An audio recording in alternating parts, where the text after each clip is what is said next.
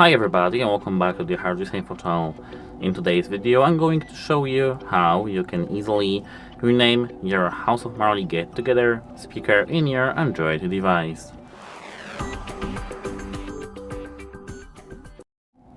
So, firstly we need to open settings, and here we need to go into connected devices.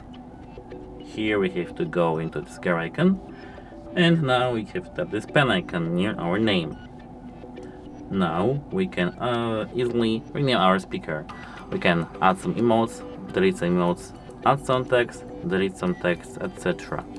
And when we are done, we just have to either tap this tick icon on our keyboard here, or tap rename button here.